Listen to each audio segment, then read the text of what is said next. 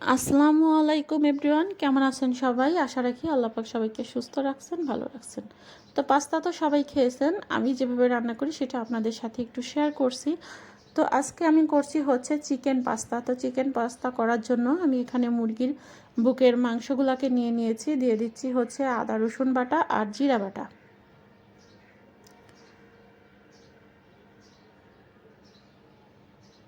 এখন বাকি মশলাগুলোকে এর সাথে অ্যাড করব। দিয়ে দিচ্ছি অল্প পরিমাণ হলুদের গুঁড়া, দিয়ে দিচ্ছি হচ্ছে একটু টমেটো সস 1 টেবিল চামচ পরিমাণ, দিয়ে দিব এখন হচ্ছে একটু সয়া সস।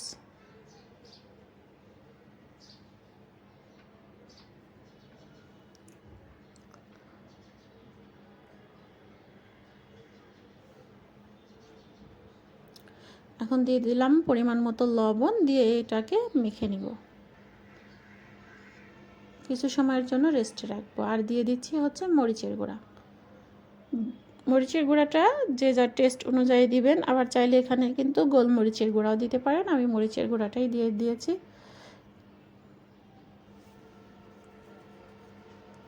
প্যানে পর্যাপ্ত পরিমাণে তেল দিয়ে তেলের মধ্যে এখন আমি পেঁয়াজগুলো দিয়ে দিব। অল্প পরিমাণে পেঁয়াজ কুচি দিয়েছি। এখন চিকেনের যে ম্যারিনেট করে রেখেছিলাম সেগুলোকে দিয়ে এখন একটু কষায় নেব।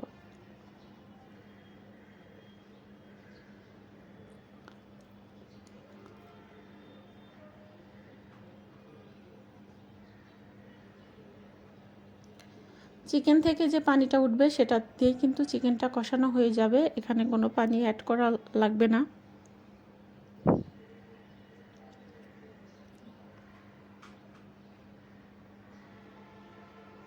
দিয়ে দিচ্ছি একটু টমেটো সস,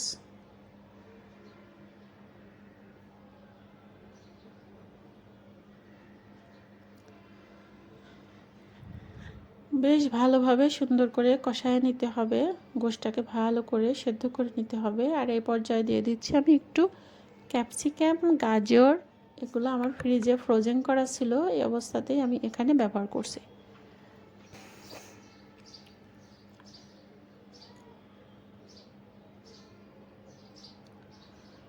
তো আমার চিকেন রান্নাটা কিন্তু অলমোস্ট শেষ হয়ে গেছে। এখন পাস্তাগুলোকে দিয়ে দিচ্ছি।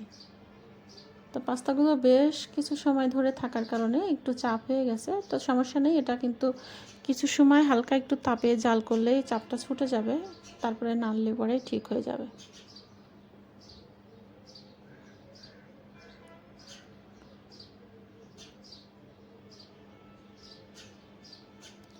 তখন আস্তে আস্তে করে নেড়ে নিব।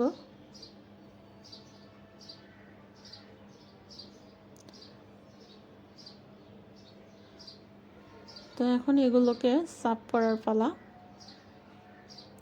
খুবই ইজি ওয়েতে সুন্দর ভাবে এরকম একটি খাবার তৈরি করতে পারবেন, খেতেও কিন্তু অনেক টেস্টিকর, বিকেলের জন্য কিন্তু খুবই ভালো, আবার হেলদিও বটে।